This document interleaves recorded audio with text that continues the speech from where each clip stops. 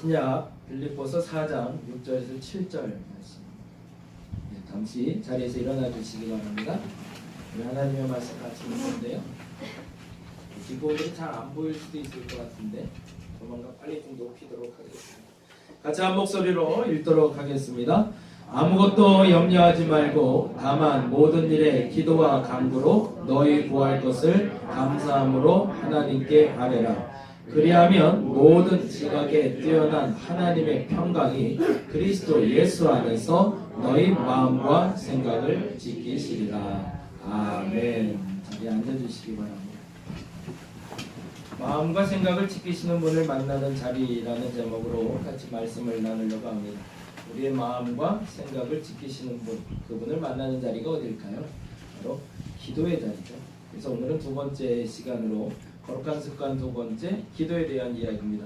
매번 기도에 대한 이야기를 드릴 때 드리는 설교이기 때문에 이제 반복해서 하시는 분들도 있고, 이 기도 노트 우리 작성해서 계속 진행하고 있습니다. 앞서 광고할 때 말씀드린 것처럼 우리 성도들이 이게 먼저 습관이 됐으면 좋겠어요. 개인적으로는 이 습관을 들일 수 있도록 노트를 만들어 드린 거고, 여러분의 노트를 따로 만들 수 있는 과정으로 가시면 좋겠습니다. 노트에 적는 게 이제 손으로 적는 게 익숙하지 않기 때문에 최근에는 스마트폰이나 어떤 그 SNS를 통해서 진행하시는 것도 나쁘지 않을 것 같아요. 근데 중요한 건 지속적으로 진행할 수 있으면 여러분의 삶의 변화를 좀 경험할 수 있을 것이라 저는 믿어 의심치 않습니다. 같이 한번 볼까요? 앞에 보시면서 같이 따라와 주시면 좋겠고요. 우리가 기도하는 이유에 대해서 이렇게 얘기하고 싶고요. 기도를 이렇게 정의하고 싶습니다. 같이 앞에 한번 읽어볼까요? 읽겠습니다. 시작. 우리는 결핍에 대한 해결 방법을 알기 위해 하나님 앞에 엎드리기 시작합니다. 우리가 왜 기도할까라는 전제예요. 기도를 왜 하시나요? 뭔가가 필요해서 하는 거 아닌가요? 기도가 아무것도 필요 없는데 하시는 분 있나요? 기도는 우리의 삶에 무엇인가 결핍이 발생했을 때 하는 것을 우리는 기도라고 얘기합니다. 그러면 그 결핍은 뭘까요? 좀 광의적인 의미에서 국가적인 결핍입니다. 국가적으로 위기가 닥쳐왔거나 민족적인 위기가 닥쳐왔을 때 3.1운동 같은 것이 벌어졌던 가장 궁극적인 이유는 나라의 국권을 뺏길 수 있는, 뺏겼던 경험이 나로 움직이게 만들어졌던 거죠. 근데 조금 작은 의미에서는 신앙적으로 혹은 개인적으로 내 안에 있는 문제들의 발생, 정확히 말하면 내 삶의 균형이 깨집니다. 어느 한순간이 무너지기 시작했고 어느 한순간이 깨지기 시작했는데 그것을 봉합하는 데 있어서 내 힘으로는 안 되고 절대자인 하나님의 힘이 요청되었을 때, 그래서 저는 이 표현을 다른 표현으로는 하나님의 개입이 필요할 때라고 표현을 하고 싶습니다. 우리가 기도하는 가장 큰 이유는 내 삶 속에 나 홀로 감당할 수 없기 때문에 하나님의 개입을 통해서 하나님의 해결 방법을 알기 위해서 우리는 기도하는 겁니다. 그래서 그것을 우리는 기도라고 부릅니다. 그러면 기도하는 내용들은 어떤 내용일까요? 내게 있는 그 결핍을 해결할 수 있는 기도를 하는 것이 기도의 내용이 되겠죠. 신학자 칼바르트는 다음과 같이 이야기했습니다. 한번 읽어볼까요? 같이 읽겠습니다. 기도하기 위해 손을 모으는 행위는 엉망진창인 이 세계에 반기를 드는 행동의 출발점이라고 이야기했다고 합니다. 저는 이 말에 굉장히 공감을 합니다. 어그러져 있는 것들을 봉합하고 얽힌 것들을 풀어내는 방법은 내 노력으로 되지 않더라는 것을 인정하는 겁니다. 여러분의 삶에 얽혀있는 문제를 해결하는데 여러분의 의지로 되던가요? 죄송하지만 그것이 된다고 여겨진 분들은 신앙을 갖지 않을 겁니다. 근데 죄송하지만 한 번 더 말씀드리면 우리의 모든 문제의 해결점의 근원은 하나님의 터치가 있어야 된다. 근원적인 문제를 해결하는 데 있어서 우리는 그 근원적인 문제를 해결할 수 있는 능력을 갖지 못했기 때문에 그렇습니다. 사람과 관계가 헤어졌어요. 좀 잘못돼서 서로 갈라지게 됐어요. 남편과 아내도 마찬가지, 자녀와의 관계도 마찬가지. 근데 그걸 억지로 봉합은 해놨어요. 근데 그게 봉합이 원전하게 되던가요? 그게 안 되는 이유가 뭘까요? 근원적인 문제를 해결하지 못했기 때문에 그렇습니다. 눈에 보이는 형태적인 것들은 해결할 수 있어도 그 형태적인 것을 해결한다고 해서 문제가 해결된 게 아니기 때문에 그렇습니다. 그러면 그 근원적인 건 누가? 하나님이 해결할 수 있다는 거죠. 그래서 우리에게 필요한 것이 있습니다. 충분히 하나님과 시간을 보낸 후 하나님이 일하시며 돕는 일을 보내시고 하고자 하는 일의 바른 방법을 알려주시도록 이끌어가는 시간, 그 시간을 기도 시간이라고 얘기합니다. 여기서 중요한 건 첫째는 하나님과 충분히 시간을 보내야 된다는 거예요. 이거 이제 조금 이따 구체적으로 말씀드릴 건데, 제일 기도할 때 중요한 것은 충분하게 하나님과 시간을 보내시는 거예요. 문제 해결해야 되는 시간이 제한적이기 때문에 그 제한된 시간 동안 그 문제 해결을 위해서 조급하게 움직이다가 하나님과 보내야 될 시간을 보내지 않고 그 문제를 해결하려고 하면 아까 말씀드린 대로 근원적인 문제는 결코 해결되지 않습니다. 그런데요, 아무리 급하다 여겨질지라도 충분히 하나님과 시간을 보낸 후에 그 일 앞에 나아가게 되면 그 일은 반드시 해결될 수 있습니다. 저는 그렇게 믿습니다. 그 얘기를 조금 더 드릴 거고요. 그리고 중요한 것은 충분히 하나님과 시간을 보낸 다음에 하나님의 일하시는 방법을 보게 되는데, 그 일하시는 방법은 돕는 사람을 보내주시는 거예요. 이게 참 재밌는데요, 하나님이 직접 개입하는 경우는 극히 소수입니다. 근데 사람들은 대부분 그걸 원하죠. 극적인 사건들, 혹은 하나님의 진짜 천지개벽하듯이 확 하고 임하셨으면 좋겠는데 대다수의 경우는 그렇게 역사하지 않으시더라는 거예요. 왜요? 그거는 질서를 파괴하는 행위이기 때문에 그렇습니다. 극적인 경우가 나타나지 않는 이유는 그게 본래 하나님의 뜻이기 때문에 그렇습니다. 그러면 내 문제의 해결을 위해서 하나님은 어떤 걸 하실까요? 상황을 바꾸시던가 사람을 보내지. 그리고 그 사람을 통해서 내가 딛고 일어나게 해주시던가 아니면 함께 손잡고 나아갈 수 있도록 도와주시는 돕는 일을 보내주시는 것이 하나님의 방법입니다. 그리고 하고자 하는 일에 대한 바른 방법을 알려주시는 게 기도입니다. 여기는 다시 한번 반복해서 말씀드릴 건데, 지금까지 여러분이 알고 있었던 기도의 내용 중에, 기도의 정의 중에 조금 다른 것이 있다면 다시 한번 점검해 보시면 좋겠습니다. 왜냐하면 우리가 기도의 응답이 안 됐다라고 말하는 이유는 기도 응답이 뭔지를 모르기 때문입니다. 지금까지 우리가 기도 응답이라고 말했을 때 기도 응답은 병을 위해서 기도했으면 병이 낫는 거였고요, 시험을 놓고 기도했으면 시험의 결과가 좋은 거였고요, 그리고 자녀가 대학 가는 문제였으면 대학을 가는 것이 기도 응답이라고 얘기했는데 그게 아니라는 겁니다. 그럼 기도의 결과와 응답이 뭔지 다시 한번 반복해서 말씀드릴게요. 첫 번째, 하나님께 시간을 많이 보낸다는 걸 저는 시동 걸기라고 얘기하고 싶은데, 같이 한번 읽어볼까요? 자동차를 같이 한번 읽어보겠습니다. 자동차를 시동을 걸듯이 기도도 뭐가 필요하다고요? 준비가 필요해요. 근데 대다수의 사람들이요, 준비 기도만 하고 돌아가는 경우가 많아요. 그러면 준비 기도는 뭐고 기도에 들어간 건 뭘까? 그 얘기를 좀 드리려고 해요. 갈등의 요소들, 감정의 요소들, 정체성의 문제 요소들을 찾는 것은 준비 기도입니다. 근데 이조차도 안 돼 있는 사람이 많습니다. 이건 솔직하게 우리끼리 얘기하자고요. 아까도 기도했지만 기도할 때 무슨 기도하셨나요? 지금 떠오르시나요? 아까 기도했던 내용들이. 하나님 앞에 기도하겠습니다 라고 얘기할 때 전제가 있습니다. 그 기도가 응답될까요? 불안하신가요? 여러분이 기도하는 게 응답되시나요? 우리는 믿고 기도합니다. 반드시 응답될 겁니다. 그렇지 않으면 기도할 필요 없겠죠. 그런데 도대체 내가 뭘 기도했는지를 몰라요. 그리고 뭘 구했는지를 몰라요. 그러면 응답이 될까요? 절대 안 돼요. 중요한 것은 준비 기도입니다. 기도에 들어가기 위해서, 기도를 하기 위해서 내가 무엇을 구하고 있는지를 알아야 돼요. 그러면 그것은 반드시 응답될 겁니다. 근데 내가 뭘 구하는지 몰라요. 그래서 그 문제 요소를 찾는 겁니다. 엄마 아빠가 자꾸 싸워요. 왜 싸우는지 모르겠어요. 그럼 어떻게 해야 돼요? 그 문제 요소를 찾기 위해서 기도하는 거죠. 엄마 아빠가 싸워요가 기도의 제목이죠. 그러고 나서 기도가 시작이 되는 거죠. 자녀들이 말을 안 들어요. 사춘기가 됐는데 아주 어디를 튈지 모르겠어요. 기도 제목이 시작이 됐어요. 그러면 나는 어떻게 기도해야 될까? 그 다음으로 이렇게 가자는 얘기죠. 기도 제목을 찾는 겁니다. 내 자녀입니다. 나의 기도의 제목은. 나의 엄마입니다. 나의 아빠입니다를 찾았어요.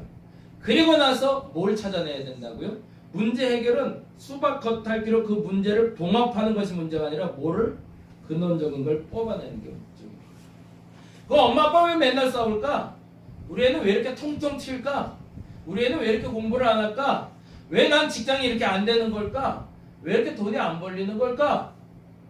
왜 이렇게 꼬였을까? 난 사람들 만날 때마다 왜 직장에 들어가면 1년 이상 못 버티고 맨날 나오게 되는 걸까?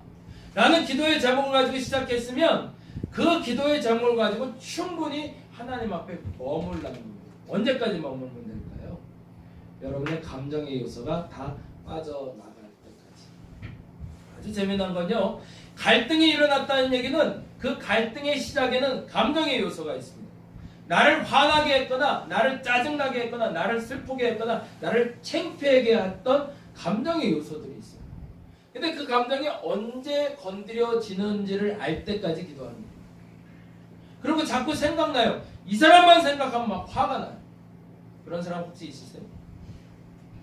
없으셔야 되는데 제발 없으시길 바랍니다. 직장 상사인데 이 사람만 생각하면 계속 짜증이 나요. 이름만 대도 싫어요. 이름만 대도 싫어요. 그러면 어떻게 해야 돼요? 우리 보통 그러면 그냥 단절시켜버려요. 아이씨, 안 보고 말지 뭐. 안 보면 사라지겠지? 안 보면 사라지던가요? 절대 안 사라져요. 그러면 어떻게 해야 돼요? 기도해야 된다는 거죠. 어떻게 기도해야 될까요? 왜 그만 바라보면 자꾸 짜증이 날까요? 그러면서 그 분노의 근원을 찾아가기 위해서 내가 툴툴대는 것이 아니라 그 툴툴됨을 하나님의 언어로 바꿔내는 겁니다. 그래서 제가 그 얘기를 하는데 아우 짜증나! 이거는 독백이에요. 그런데 하나님 짜증나요? 이건 기도예요. 뭐가 달라졌죠? 아 짜증나! 이건 내가 짜증난다는 내가 고백하는 거지만 하나님 짜증나요! 라고 얘기할 땐 누구한테 얘기하는 거죠? 내가? 하나님께 말하는 거예요.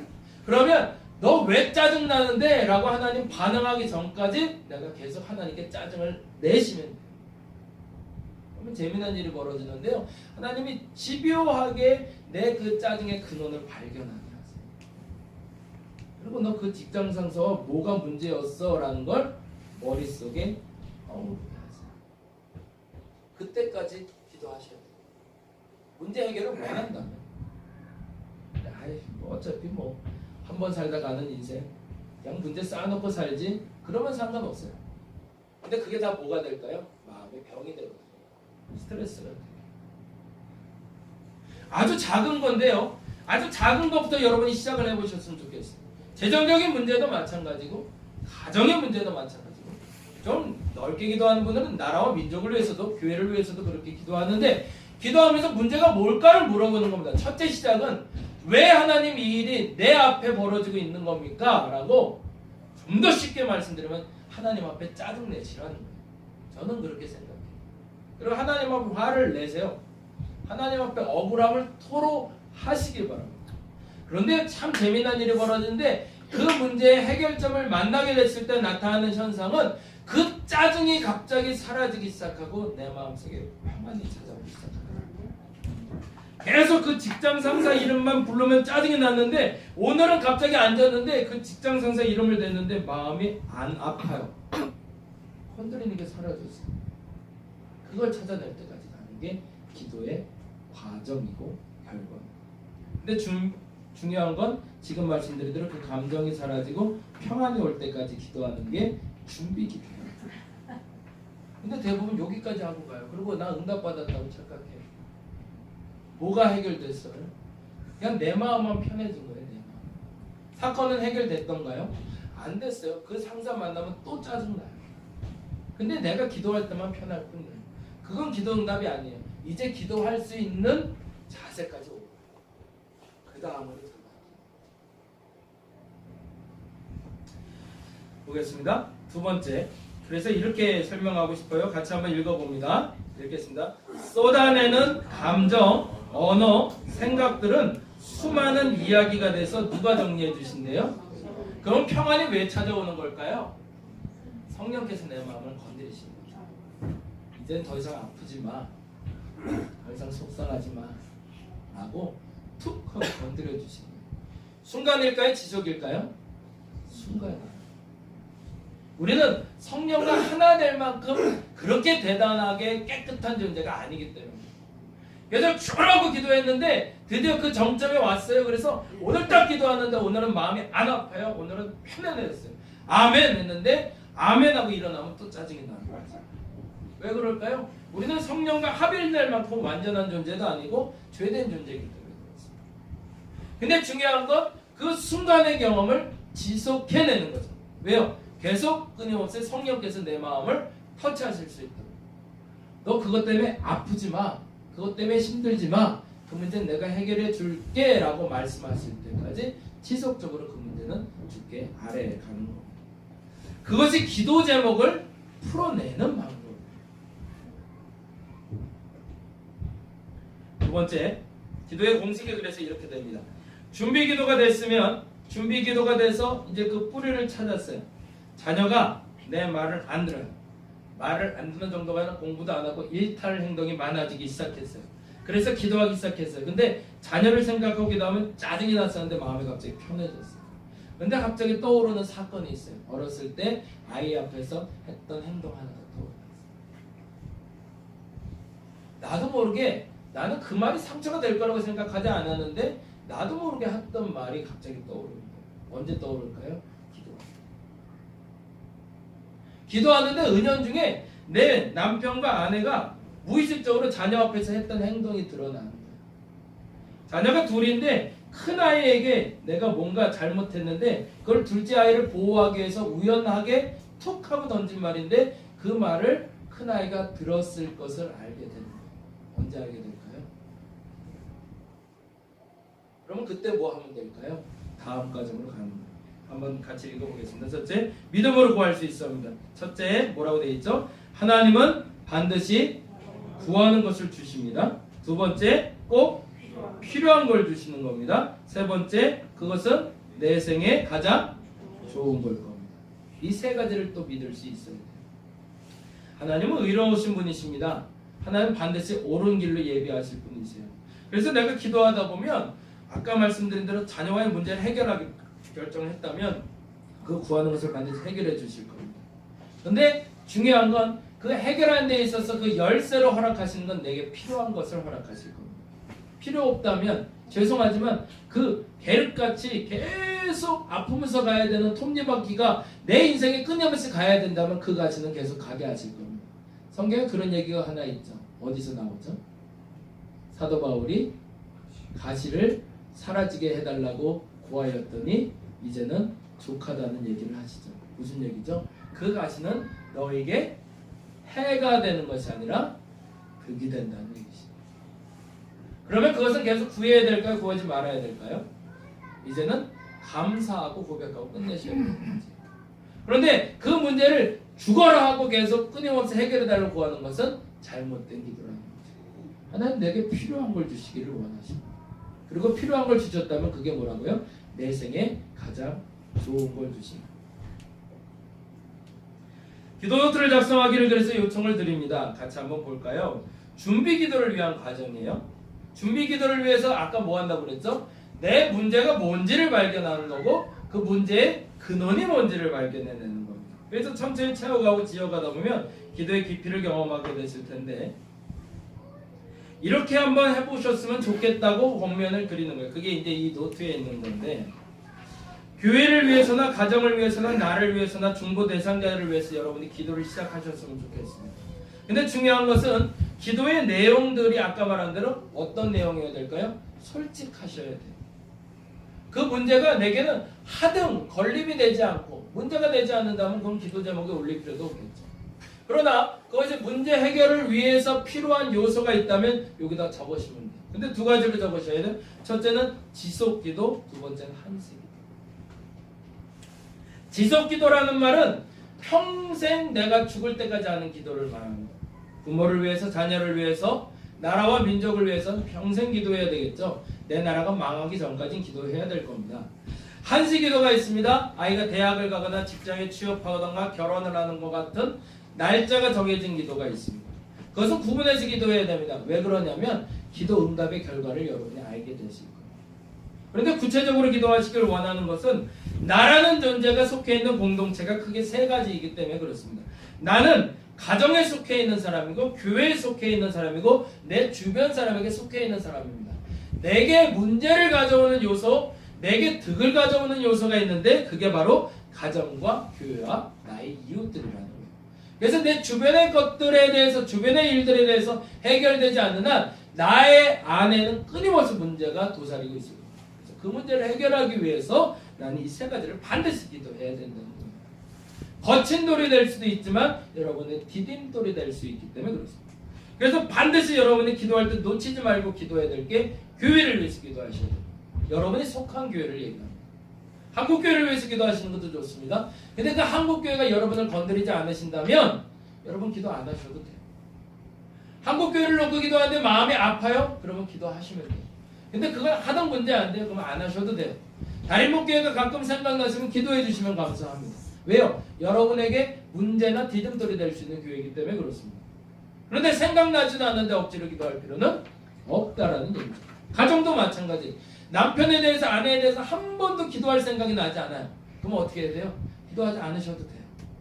문제 요소가 없다는 얘기예요. 그런데 자꾸 생각이 나요. 그러면 문제 요소가 있던가 내게 디딤돌이 될 요소가 있다는 겁니다. 근데 감사하게도 내 남편과 아내를 위해서, 자녀를 위해서 항상 기도 제목이 있어요. 왜 그럴까요? 내게 걸림돌이 되거나 항상 디딤돌이 되었기 때문에. 관계 없는 것은 기도할 필요도 없습니다. 그러나 관계가 있기 때문에 기도하는 거죠. 근데 무엇보다 중요한 것이 있습니다. 준비 기도에서 들어가서 기도에 들어가면 평안이 온다고 그랬잖아요. 근데 그 평안이 오다가도 순간순간 탁탁 걸리는 요소들을 찾게 돼요. 그게 바로 죄라는 부분입니다. 같이 한번 볼게요. 죄의 고백은 같이 읽겠습니다. 죄의 고백은 후회하는 삶에서 뭐로? 회개하는 삶으로 인도합니다. 후회와 회개의 차이가 뭘까요? 제가 계속 반복해서 말씀드리는데 후회는요, 에이 또 잘못했네 라고 하고 내일 또 에이 잘못했네 하는 게 후회입니다. 회개는 뭘까요? 에이 오늘 잘못했네 하고 내일 그 일을 안 하는 걸 회개라고 얘기합니다. 끊임없이 하나님은 나의 자녀와의 문제뿐만 아니라 교회와의 문제뿐만 아니라 모든 문제의 근원적으로 디딤돌이 될 것든 걸림돌이 될 것이든 거기에 대해서 문제 요소를 알게 하시면 그 문제 요소에서 떠나라 하십니다. 그런데 떠나지 않으면 문제가 해결될까요? 안 될까요? 안 되는 거죠. 때로는 머물라 하실 때가 있고 때로는 떠나라 하실 때인데 머물라 하는 건 뭐가 되기 때문에 내게 득이 되기 때문에 떠나라는 건 내게 해가 되기 때문에 사도 바울에게 가시가 있는 것이 득이 되기 때문에 가시가 있으라라고 얘기하신 거고 사도 바울에게 그 가시가 있는 것이 해가 됐다면 하나님 깨끗이 사라지게 해주셨습니다. 나는 항상 부유했으면 좋겠어요. 물질에 대한 것들이 한 번도 없었으면 좋겠어요. 근데 그렇게 되던가요? 그렇게 안 돼요. 근데 어느 날은 때로는 하나님이 나의 부유함을 떠나라라고 얘기하실 때가 있어요. 갑자기 내가 가진 재산이나 내가 가진 것들 중에 누구에게 내가 아플 만큼 떼주라고 하실 때가 있어요. 그때 뭐라니까요? 하나님이 떠나라 하시는 거죠. 왜요? 그 재산이 내게 해가 되기 때문에. 항상 그 사람하고 있으면 행복했는데 오늘은 그 사람을 만나지 말라 하실 때가 있어요. 그러면 왜 그 사람을 만나지 말라고 하실까요? 그 사람을 만나는 것은 내게 득이 되지 않고 해가 되기 때문에. 그런데 우리는 어떻게 판단하냐면 내가 득이 될 것 같을 때 그 자리에 머물고 내가 해가 될 것 같을 때 그 자리를 떠나는데 문제는 그 기준점이 하나님으로 바뀌어야 됩니다. 더 중요한 것은 죄를 깨닫게 되실 때는 반드시 그 자리를 떠나셔야 됩니다. 근데 더 중요한 건 그 자리를 떠날 수 있는 용기를 갖는다는 말은 그 죄에 대한 해결을 위해서는 반드시 대가를 치러야 됩니다. 그동안 잘못한 것에 대해서 말로 해결해야 될 것도 있고요. 물질로 해결해야 될 것도 있고요. 그리고 내가 이 생을 살면서 갚아가야 될 대가들이 있습니다. 그것은 여러분이 감당하셔야 될 대가. 그래서 이렇게 제가 적어놨는데요. 같이 한번 읽어보겠습니다. 죄의 대가를 치르고자 하는 결단은 회심의 삶으로 인도합니다. 그런데 대가를 치르지 않는다면 죄송하지만 여러분 또다시 그 죄의 자리를 반복하고 계실 겁니다.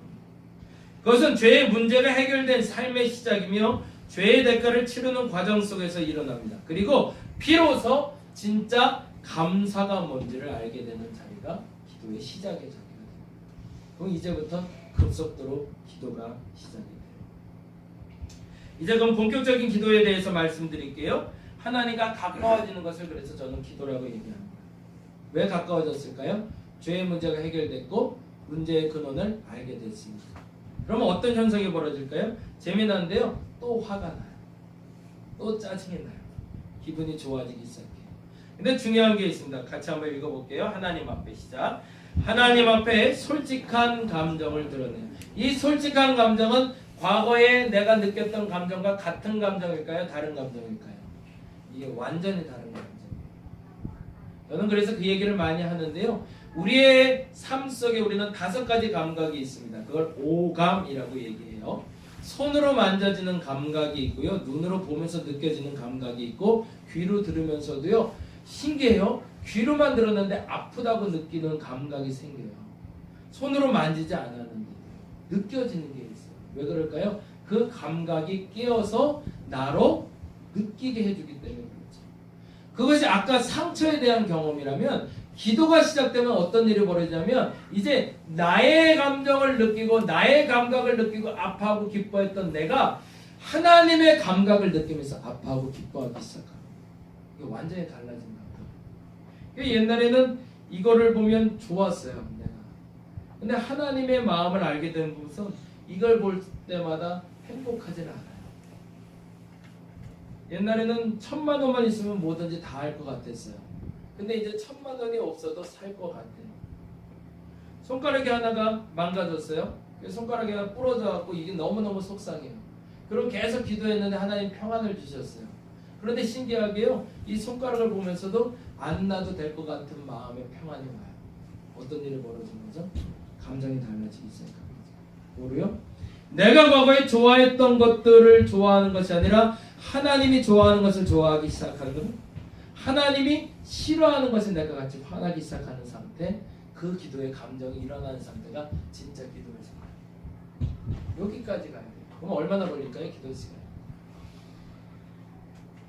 우리 장월방 선교사님 와 계시는데 우리는 그래서 그때 그렇게 기도하고 한 4시간, 5시간 기도했거든요. 2단계에 올라갈 때. 근데 보통 여러분 얼마큼 기도하시나요?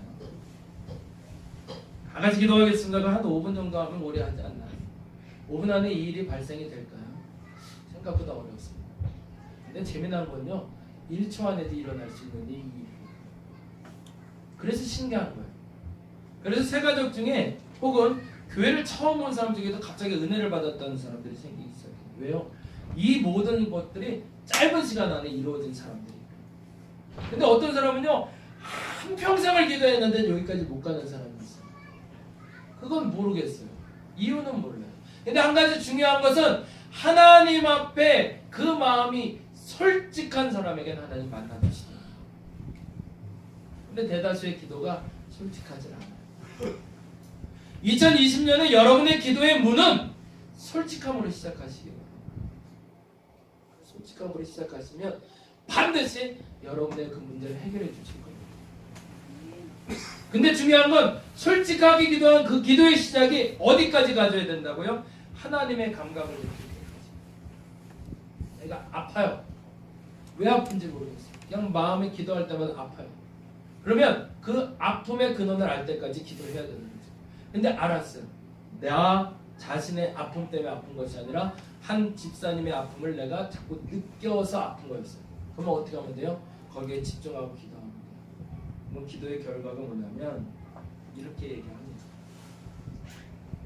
같이 한번 읽어봅니다. 예레미야 42장 1절에서 6절인데요. 같이 읽어보겠습니다.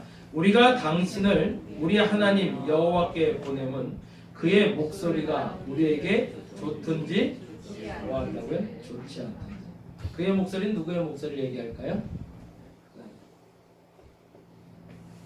기도의 정점에 오면 기도의 결과에서는 내가 좋아서가 아니라 그의 목소리가 나에게 좋든지 좋지 않든지 그건 네 거 아닌데 그건 네 거 아닌데 그건 구하지 말았으면 좋겠는데 나는 계속 기분이 상하는데 그게 하나님 좋다 그러면 뭐 하라는 얘기죠? 아멘 하라는 얘기죠. 그의 목소리가 우리에게 좋든지 좋지 않든지 막론하고, 이건 예레미야 42장 1절에 6절에 있는 그대로 6절에 있는 말씀을 그대로 읽어드리는 거예요. 막론하고 뭐 한다고요? 순종하려. 이것이 목적이죠. 우리가 우리 하나님의 여호와의 목소리를 뭐하면? 순종하면 우리에게 뭐가 되기 때문에 그게 진짜 복입니다. 남들이 원하는 만큼 나도 이만큼 했으면 하나님 이만큼 주시죠. 왜 안 주세요? 안 주는 게 당연하죠. 그건 내게 좋은 게 아니니까. 하나님 이것을 이루어 주세요라고 기도했을 때 이것이 이루어지지 않는 이유는 뭘까요? 그건 하나님 원하는 게 아니니까.